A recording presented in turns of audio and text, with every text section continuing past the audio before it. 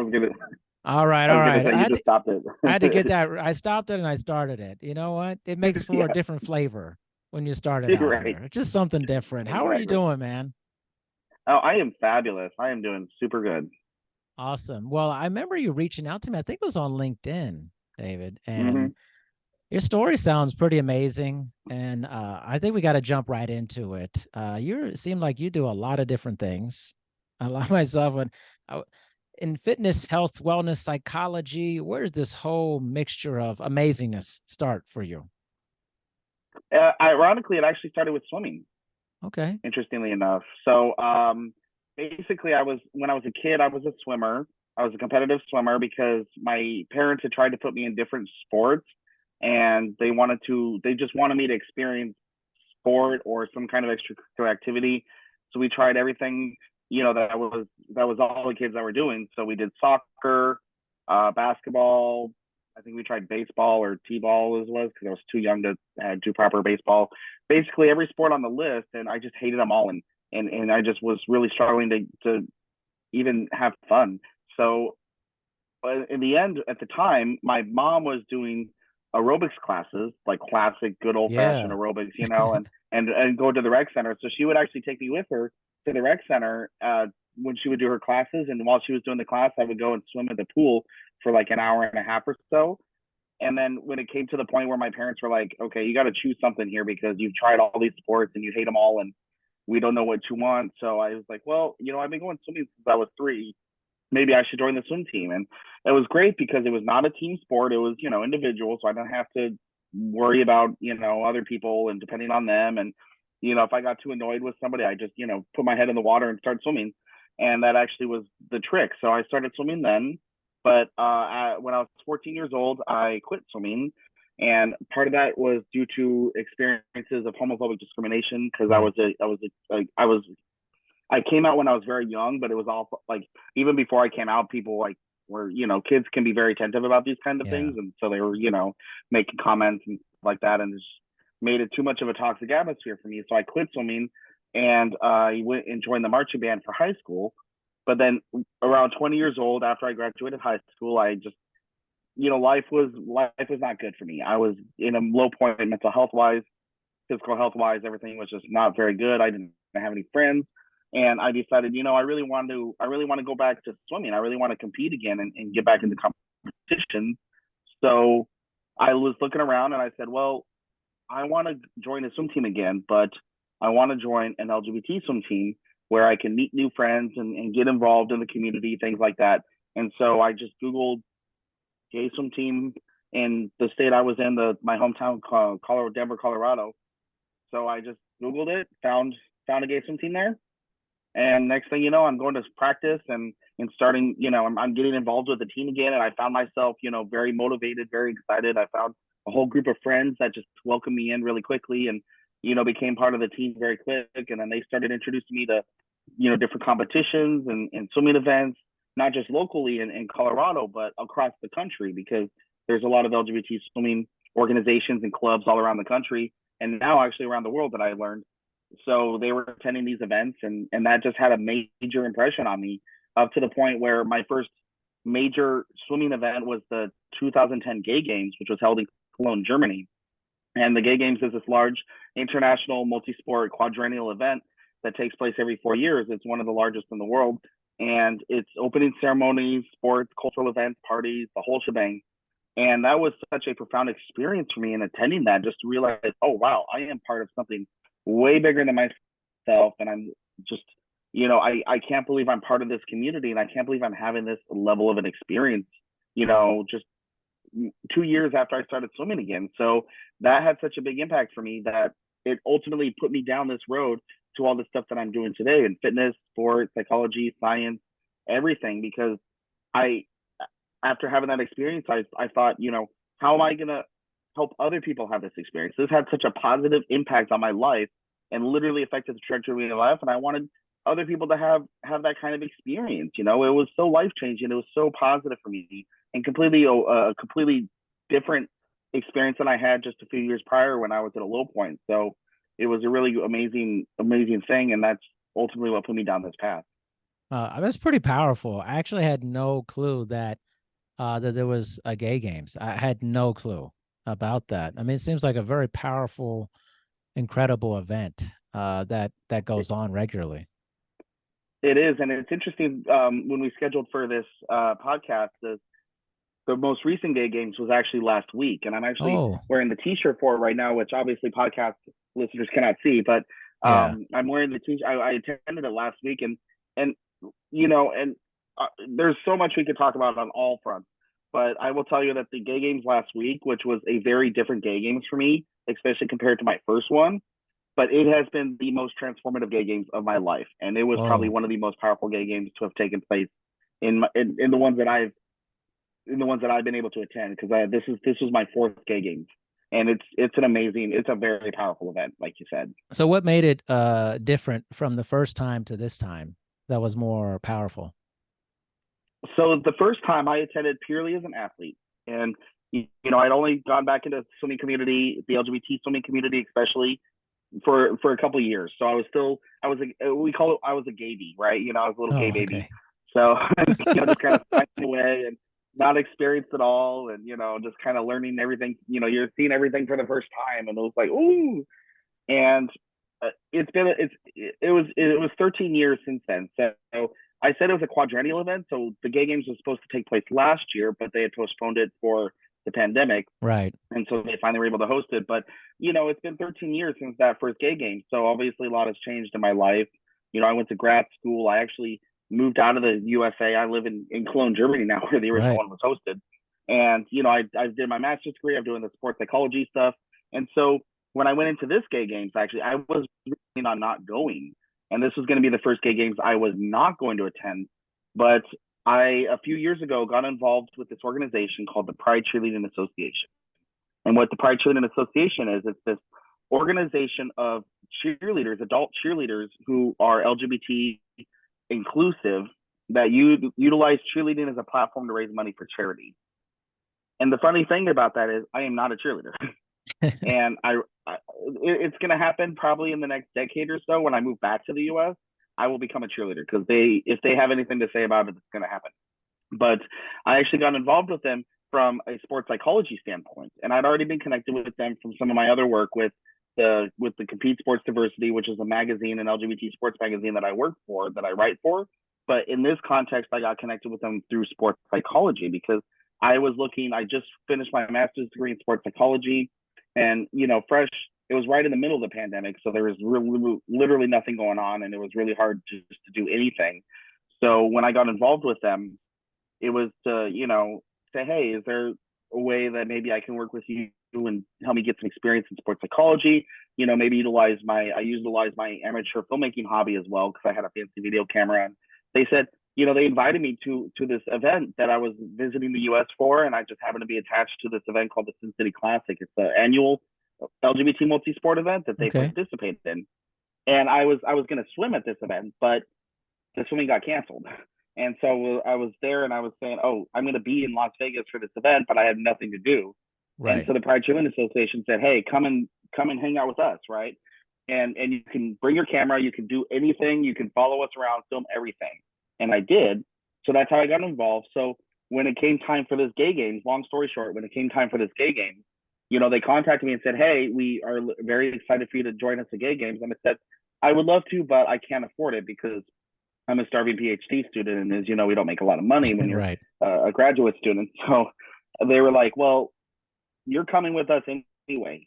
And I'm like, okay, well, how's this going to happen? They said, well, start a GoFundMe. We're going to pass around our bucket. We're going to raise some money for you. We're going to hook you up with a hotel room, make sure everything happens. You are coming to gay games to hang out with us.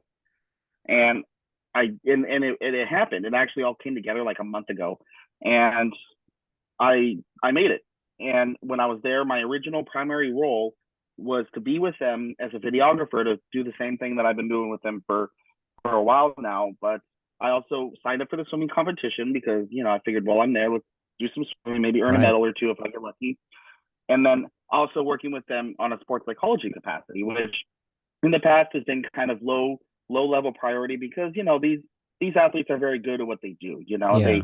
They don't really have a lot of issues in regard to like performance anxiety or confidence or things like that, because you have to develop those mental skills during cheerleading training to be able to perform competently.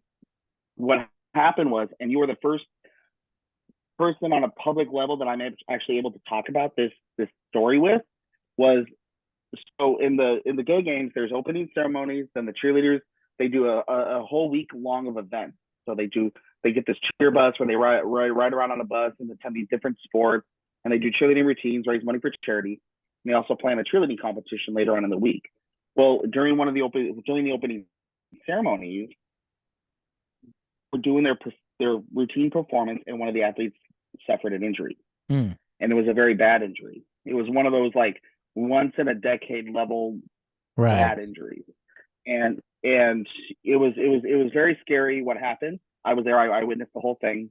And they were able to get help for the athlete immediately, right? So they had paramedics right on site. They immediately took care of her, got her to the hospital, taking care of her. As a sports psychology practitioner myself, I suddenly found myself with 120 cheerleaders that were suffering from emotional shock and trauma from witnessing what just happened to one of their teammates. And everybody was scared and just shook up about the whole thing, because this is something that you don't want to have happen ever. Unfortunately, it is a risk of the sport, but it doesn't have to happen. So I was able to, in a unique position, to step up and offer my competencies and capabilities as a sports psychology professional to help these cheerleaders suddenly navigate through this very intense emotional process. And so for the next week or so during the gay games, I was doing one-on-one sessions, working with the groups and the teams, the organization as a whole, to help them navigate these emotions and to help them find a mindset again where they could still proceed through the week and do their events and create positive memories from their experience at the gay games. Fortunately, we got some very good news that the athlete who was injured, she is okay and she's recovering. On my front, we had a lot of very positive results from these cheerleaders that were impacted emotionally by this. They were showing a lot of positive signs of improvement. We were able to find a rhythm again and a good mindset, and ultimately, everybody was able to finish out the week on a very high note, very positive. Everybody was, by the end of it, having fun. We were all very happy about the injured athlete being able to recover, things like that. So for me, on that front, it showed me a lot more about the power of the gay games and events like this from this unique perspective that I never had before, because I just started my career a few years ago in sports psychology, and so this was my first real major test of my competency as a professional in this regard. And it was such a transformative experience for me in so many ways, just like the one that I had at the first gay games. But in this circumstance, coming from a different place of wisdom and experience to help back me up, that I was able to have a positive impact on others within the community that I work with. Yeah. Oh, it sounds like you're just following a path that's very true to yourself, and you're reaching for a level of excellence in all these different areas. That's very admirable. And I'm curious though, like how your workers perceived, and in the larger strength and conditioning community in different areas. Have you run up against any resistance, things of that nature? I would love to hear about that. So I think it's important to get those stories out so that we understand where things are at. Exactly. And strength and conditioning has been a very challenging field for me to break into, because as you know, it's a very masculine environment, a very hyper masculine, and it's also steeped in a lot of, this is how we've always done it, and these kind of traditional behaviors that tend to persist despite even research saying maybe we should try it this way instead. So a lot of it too became from when I finished my bachelor's degree in 2013. I finished it in sport and exercise science. At the time, I still wasn't quite sure career-wise what direction I wanted to go, but I knew I wanted to work in sport and especially do, strength and conditioning type training with athletes, right? Not just necessarily general population, but for different types of sports. Because my philosophy is rooted in performance and capability rather than aesthetics and weight loss and stuff like that. Unfortunately, I did not do an internship with a sports team. I did an internship in a different direction. And that first few years of my career were rooted in more population fitness. And I really wanted to work with the LGBT community. And I learned very quickly a lot of people in that community, they're more focused on that aesthetics, right? So they want lose weight, get toned. I want to, put so much inches on my muscles and look a certain way. And just for me, that wasn't my thing. So I was trying to break in, and I got my CSCS, trying to break into a greater field of sports. I even did a few internships with some very high level strength and conditioning organizations.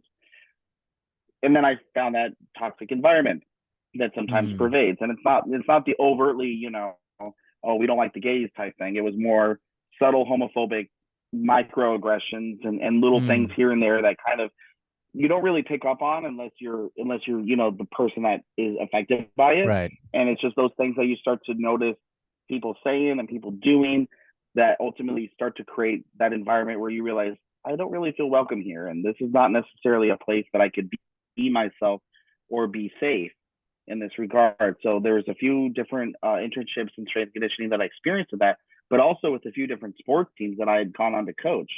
And there was one time I actually got fired from a sports team after dealing with a parent who had confronted me in a way that was making some homophobic remarks and implications towards me that, I stood up for myself at the time. But in the end, he went and complained to the powers that be. They ultimately, nobody even asked me my side of the story. Nobody asked me anything. It was a very one-sided kind of issue. And then, before you know it, I'm out of a job.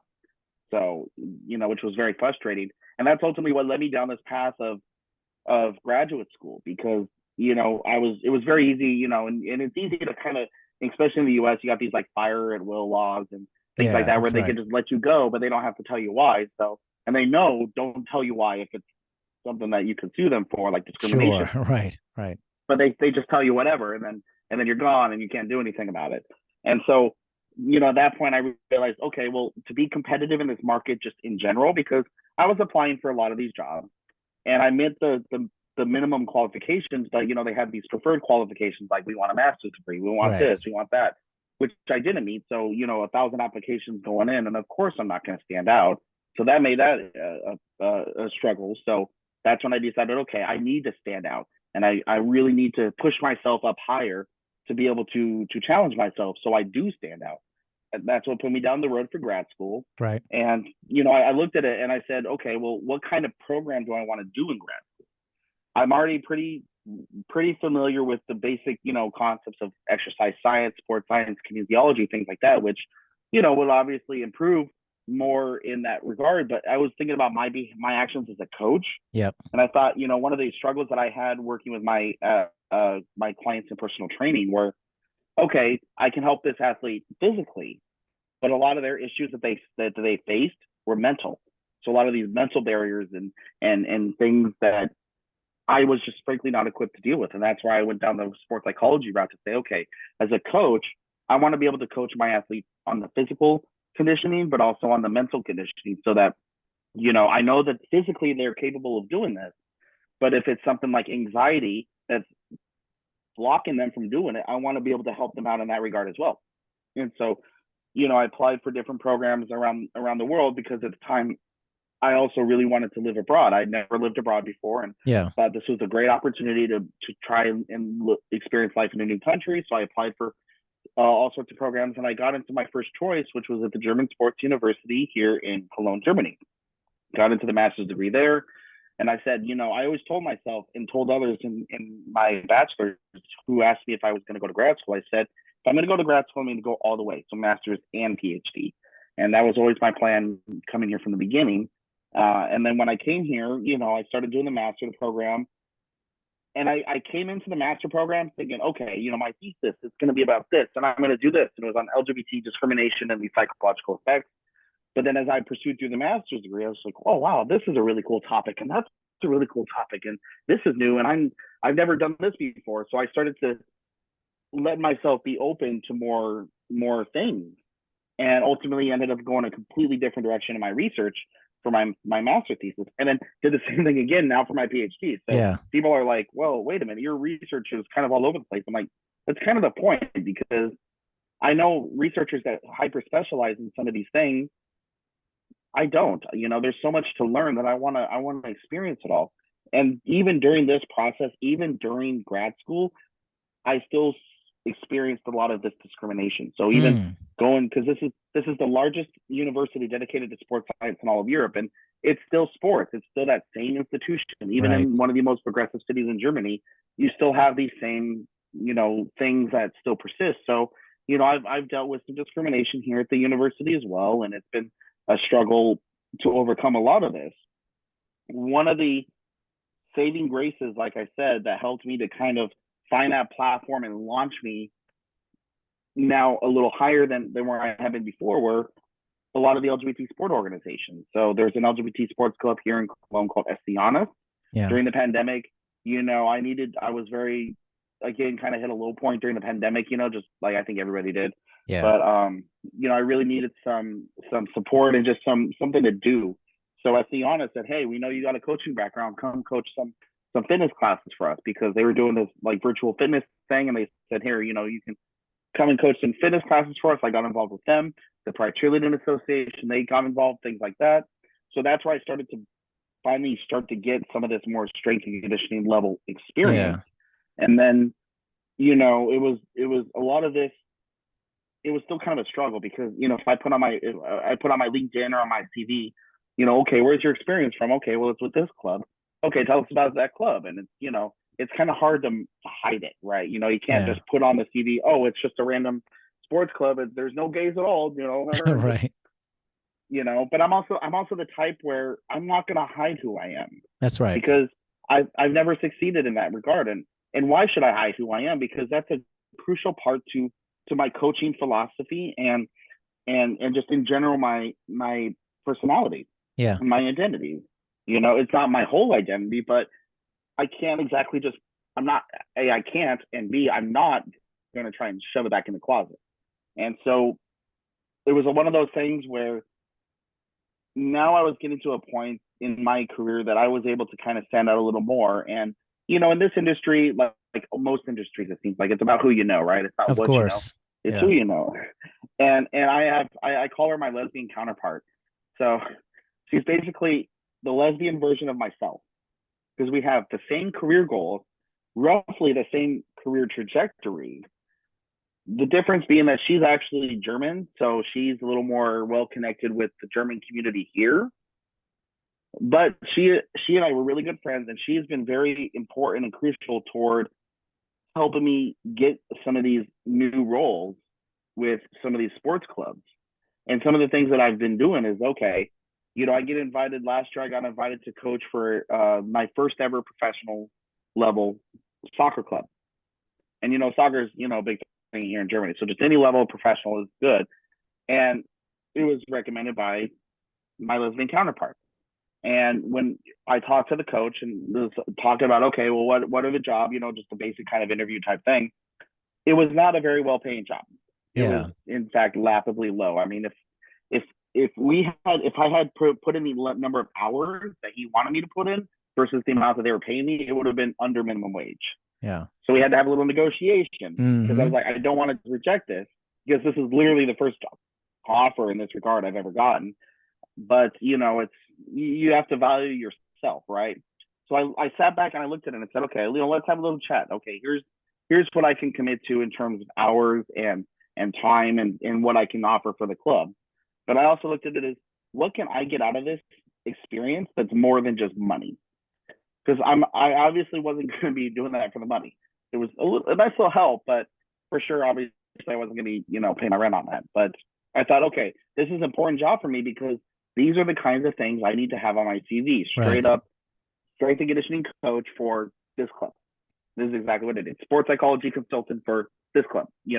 Put that on there. So I looked at that as, here's a great opportunity for me to get some practical experience, to really learn, try out a lot of these skills and concepts that I've been, learning about and developing on my own. So now I actually have a team of athletes that I could work with this on and develop that up.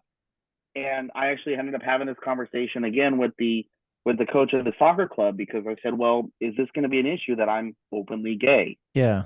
And one of the important things about that was, okay, I'm not going to hide who I am. I'm not going to go out there and be like, hey, y'all, I'm gay. Right. But, Right. but if I'm wearing like a gay game shirt or Sure. something like that, or, sometimes actually I've also found in my own coaching philosophy, sometimes if you throw some like kind of gay mannerisms, gay stereotypes out there, it's actually really hilarious, especially when you're working with straight athletes, they Right. don't always catch on that. Yeah. I've got, the classic, like rainbow fan here, and stuff like that. So if you kind of deploy that once in a while when they're not expecting it, it's so freaking hilarious.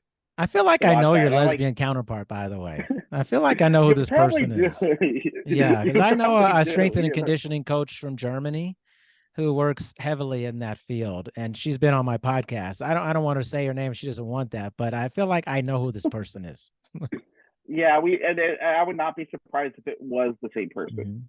Mhm. In fact, Yeah. I mean, there's probably a mutual connection on LinkedIn somewhere Oh yeah. with that regard. But but yeah, it's like, to be able to kind of express this aspect of my personality, because that's where I've been able to gather attention from my athletes Yeah. and create buy-in. Because that's ultimately what you need to do as a coach, regardless of who you are, regardless of where you're working, is your athletes need to buy into what you're selling as a coach. So if I want them to do sprints, or if I want them to work on deceleration mechanics, or plyos or something like that, they need to be able to buy into what I'm telling them so that they can find the relevance of it and put forth their best effort. So, when I was having these conversations with the coach and saying, okay, is me being openly gay going to be an issue? The head coach himself, he's like, no, I don't care.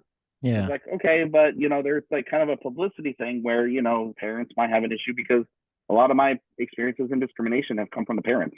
Right. They don't want little Timmy there being exposed to the gay agenda from their coach. And it's like, well, the gay agenda is go run some freaking sprints. The gay agenda? Yeah. Like there's going to be some osmosis that occurs through this. I mean, it's like ridiculous. Apparently, So stupid. Exactly, Yeah, I'm teaching, little Timmy how to walk in heels on the soccer pitch. No, I mean, right. come on. Wow. So I don't understand the mentality of those people sometimes, but but I had to tell them, I was like, just so you know, you gotta have to be prepared. And for me, one of the most important things that I've learned is in that regard, because I said, okay, well, what if we have this experience come up? What if this happens? How are we gonna handle this? And he's like, he had a very good attitude about it, for sure. He was like, we're gonna go like public, we're gonna put them on blast, we're gonna do this. And I'm like, okay, great, but do we have the support of the club as a whole? Because the club as a whole might not like this. And if this happens, then I'm fired, you're fired, everybody's fired. It's like Oprah delivering, everybody, you get a car, you get a car. Yeah. Exactly, And so I'm like, if you want to do this, I am all for it, because I love putting people on blast, but you got to make sure that we got the backup for this. Otherwise, it's going to go nowhere. Ultimately, that actually never became a thing. Yeah. So, but it was interesting to have that conversation now, and I've noticed that since then, especially getting back into this coaching, I've actually developed a lot more confidence as an openly gay sport professional, as a coach, especially to the point where last year, one of those strength and conditioning organizations that I felt I felt like I was unsafe in, and ultimately had quit this internship, only a few weeks into the internship because of how I felt in the environment. I actually ended up having a very interesting resolution to that, because this particular organization made a post during Pride Month about how inclusive and diverse they are. And at this point, probably being not necessarily confident, but a little more just cocky and reckless, I responded to that and I said, well, I really hope you walk in the walk here, because last time I was at your place, that was not exactly the case. And this was this is a very highly respected, everybody probably knows who he is, I'm not going to say any names, Sure, knows exactly who he is, a high-level strength and conditioning coach that runs this organization. Mm-hmm. He was not the problem, of course. It was the environment underneath him that he probably himself wasn't aware of. But the man himself responded to my comment. And I was like, oh shit, oh crap, okay, here we go. And he's like, all right, we need to have a conversation about this. And so, let's just set this up and figure this out. And I was like, oh crap, I got an audience. Like, I always tell my athletes, make a grand entrance and make a big finish. A grand entrance doesn't necessarily mean a good entrance. A grand entrance just means you're getting people's attention. Yeah. And this was a grand entrance because now suddenly I had the audience of one of the top level strength conditioning coaches in the whole field. And so we set up a Zoom meeting. And, I'm not going to lie, I was very nervous like the whole week leading up to the Zoom meeting. Like, okay, here we go. I know exactly what to say. And then we had the conversation. We started the Zoom meeting and the conversation started. He started, on a level of, well, I left your post up, but I was very disappointed and just hard to see this because, I've got, kids and clients that will see that and they're going to get a bad, impression and blah, blah, blah. And I was like, okay, well, let me tell you some stuff. Yeah. And basically responded like exactly what happened. I said, well, this was the environment that you in your institution was created. This is how I felt. Here's all these different things that happened that made me feel like this, that ultimately is the reason why I actually responded to the post in the first place. Because I'm not doing this for attention. I'm not doing this for, anything more than to make you aware and hope you to understand that, hey, it's not just about diversity. It's not just about talking the talk. It's about walking the walk. So if you're going to talk the talk, in my experience, that's all it was. So I want to make sure you're going to walk the walk. And it was a very respectful, very professional back and forth. But I'm not going to lie, it was a very intense conversation because, this is a person that, everybody I know looks up to. I look up to him. I'm still learning from him in every regard. I'm still very much inspired by him. But, I had to go up to his level now and talk to him as an equal and basically say, this is what's going on. If, I'm trying to do better. I know you're always trying to do better. So I'm telling you, here's how you can be better in something that I know I can help you be better in.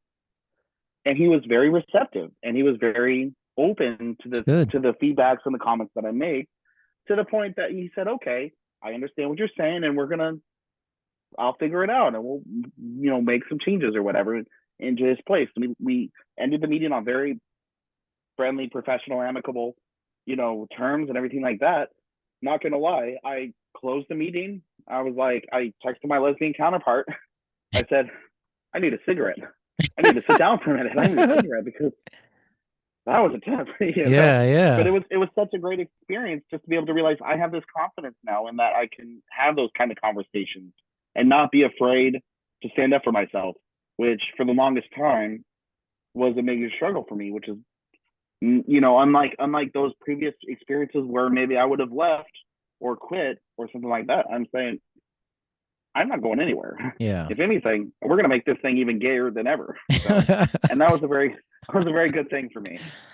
Let me ask you something. I'm curious. What is, why is there still some level of homophobia in the sports community still, with everything we know, with the progressiveness, I think, that we're experiencing in society? Is it just old ideas, mentality? What is it that your idea about this? Why is this persisting still on some level? I've always said that sport is always roughly 20 years behind the rest of society when it comes to social issues. I think a lot of it is just because sport itself is rooted in conservative values. I mean, when you look at the history of sport development, especially in the U.S. and in Western society, a lot of it's rooted in very conservative, very traditional type environments. I mean, some of the very first sports organizations in the U.S. were from these, super stuffy colleges, on the East Coast that, everything from there was built up through tradition, right? And so that's the foundation of it all. But it's only been in the last, sports science, especially, and sports psychology, it's still a relatively new field. Right. And so examining a lot of these things from a scientific method perspective, from that objective perspective, is still relatively new. So a lot of what we know or what we do in regard to sport is still rooted in, well, we've always done it this way. Yeah. Just because, they kind of just had to figure it out as they went along and said, okay, let's try this and let's try that. It was a lot of just kind of freak around and find out. And so, and it's still, a lot of it's still rooted in that context. I mean, even now you can look at some of these like strength conditioning books and some of these methodologies, and I'm like, why do you do it that way? Right. And I can never find like a real, like, you know, proper answer. Right. I mean, there's, it's just, oh, because, we tried this and then we tried that and this is what worked better. And okay, but I feel like we could do it another way, Yeah. and people, I mean, and people in general, like, people are there's openness to change, Yeah. but we know that the more people involved, the longer it takes for change to occur. Yeah. And so I think that's just in general made it more difficult. And, I would say that LGBT awareness and equality, these kind of values that now we're starting to develop, where, LGBT rights and just awareness and education and things like that. This is still extremely new on this front. I mean, Yeah. with same-sex marriage only being legalized, or marriage equality, I should say, only being legalized in 2015 in the U.S. The pivotal moment of the LGBT rights movement in the United States was the Stonewall riots, which was in 1969, and it's been a little over 50 years. A lot of the people that took part in that event are still alive. Right. So it's still relatively. It feels like it's been a long time, but when you actually look at the amount of time that's passed, it's been not a long time at all. And just in general, it's just things are slow moving. So with sports especially, there's a lot of, I think, gender ideology that's still rooted in sports. Not necessarily, like, obviously you have but that's a whole nother podcast episode, so we won't touch that. Some feminine sports. So there's the girls' sports, right? Yeah. For example, I mean, it's more acceptable in a sport like figure skating because it's, kind of a stereotype area where a lot of gay men were able to do sports, without as much like bullying and harassment and fear of discrimination. But you look at top 5 professional sports in the U.S., right? Soccer, football, hockey, basketball, baseball. Those are still pretty hyper masculine sports, and you only have less than 5 athletes that are currently playing in all those sports. And that's a relatively recent thing. That's only been in the last couple of years where they felt comfortable enough coming out as an active athlete without fear of, again, being fired. A lot of these athletes would wait till the end of their career because, if you got a $50 million contract, fine. Well, you're not going to get up just you want to, hold your boyfriend's hand in public. Yeah. So they would either wait till the end of their career, like, Jason Collins at the very beginning. He was the first openly NBA basketball, the first openly NBA player to come. But in the last year of his career. So had he not gotten selected for a team, got lots of money out of it. So a lot of that has been kind of the norm for a long time, and it's just time and courage for people to kind of overcome, just be able to last long past season, openly gay athletes. And then you look at the lesbian women in sports. Well, lesbian women have been accepted in these masculine sports, right? Right. Which is why you see, organizations like the WNBA and for women, there's a higher representation of lesbian athletes. But professional openly lesbian, or synchronized swimmer who's more of a feminine in a feminine sport as an openly, because they have the same issue. There's still a lot of just homophobia and discrimination there in that regard. So a lot of it, like I said, is kind of rooted in these stereotypes and gender norms in a lot of ways that just say, okay, well, the masculine who fits the lesbian stereotype, then want to be a lady, you go do figure skating or something like that. No, it's okay. You want to be openly, guess what? If you want to go play, then either you stay in the closet or you don't even bother. Yeah. And it's slowly starting to change, but there's a way to go. Yeah, I remember when Michael Sam was coming out for the NFL draft, and he played for Missouri in college, and he was the defensive player of the year at the SEC.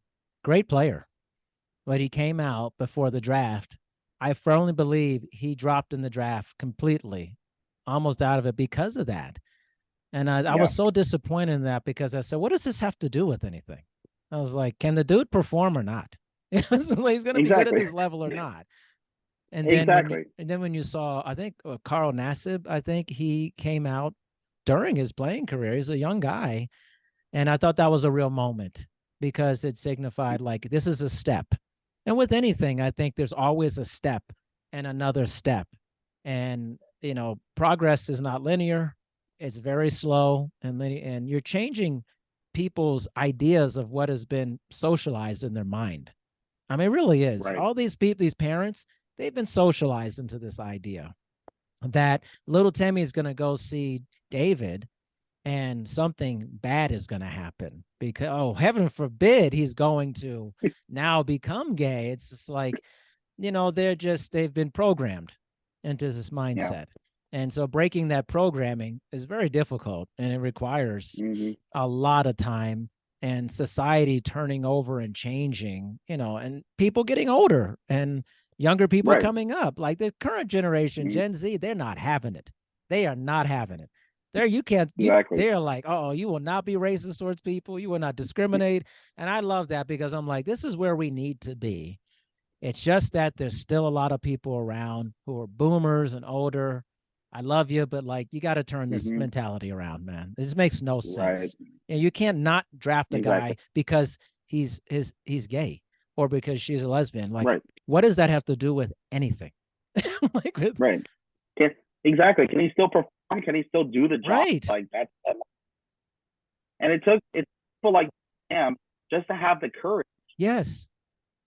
Put thing on the line to say, hey, I want to play as my authentic self, even if that meant sacrificing everything. Because with like Michael Sam, Carl Nassib, that's true.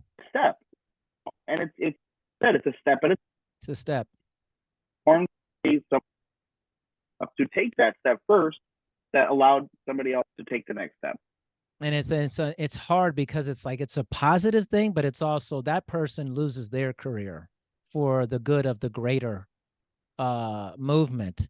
And it seems to be that's kind of a constant thing in human history is when someone has to like essentially die on the sword for the movement. I always feel for that person because, you know, they're this is different, but the same. It was like, you know, these players are making so much money in free agency and football. Yeah, but there was guys who are making no money and they sacrificed fighting the league so that these guys could make $50 million a year. Meanwhile, that guy's getting nothing, you know? So whether it's civil rights, whether it's financial things, there's always going to be a lot of growing pains. But I'm really proud of where actually there's a lot of doom and gloom, but I'm very proud where things are moving because it means that things are moving forward. And that's a good thing. And sports, strength, condition, whatever. Listen, it's a performance-driven industry. Performance. Other stuff is outside stuff. Performance. And people should. I'm always been a thing. Let people be themselves. Let them, because they're going to perform better if they feel they're like themselves. I mean, like, that's what psychology is from. That is actually a well-researched phenomenon to say athletes who are authentic and express their authentic show greater levels of performance in every regard. So that's not just any random statement. That's scientific fact. Yeah. And it's like, and it seems obvious. Anecdotally, it's so obvious. You know, when you suppress something in someone, they're not going to perform at their best level for that. Right. So I'm a big champion for all these things. You know, whether it's LGBTQ, women's rights, you know, minority rights, because it's just, what does it have to do with the performance? One, I want people to be themselves. And if we're in a performance industry, it has to be about the performance for that. And just let people be themselves. Like, what does that have to do with you? Let people be themselves. Myself being able to and more capable to coach when I can be myself. Yes. You know, like to my coaching philosophy, the way that I coach athletes has a little bit of gay in it, right? You know, and sometimes, you know, and recently did a workshop, actually, very topic, navigating sport as an openly gay professional. It's about how I had to find inspiration that are non-traditional sources, because sources that I can relate as a coach, as trying to understand performance in any regard. Maybe I can't look up to the typical top level, or I can't relate to them on a lot of levels. Relate to, it gives me the same inspiration. Can I your mind and coach in their regard? And a lot of these sources sometimes end up being non-traditional. For example, I am not to use references to RuPaul.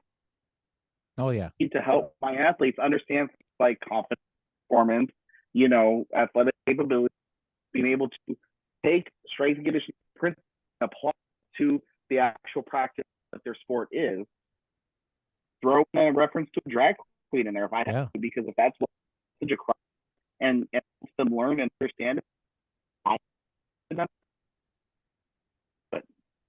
That's so awesome, man. So good. Big shout out to RuPaul's Drag Race, man. I actually took my daughter to see it in Vegas for her birthday, her 12th birthday. And that was one of the better shows I've ever seen. Honestly, it was unbelievable. But speaking of that, I have to go pick my daughter up. David, so awesome to speak with you. And I would love for people to know how they can get more of David in their life here. Oh, well, it was great to speak on LinkedIn. Make sure anybody who's connected to you will to find me on our mutual connections as well. I'm also available on Instagram. I've got 2 Instagrams. My with pride professional Instagram, Stonewall Performance. Also find on Facebook. On Twitter, it's Stonewall Fit, because they wouldn't allow me to all the letters of performance in there. And then, of course, my website, www.stonewallperformance.com. One of those courses, you'll be able to get in touch. And love it. David, thank you so much for giving me some of your time. I know it's later where you're at in the world, so I really appreciate you. Keep being a great representative of being authentic to yourself, man. And we'll be in touch, man.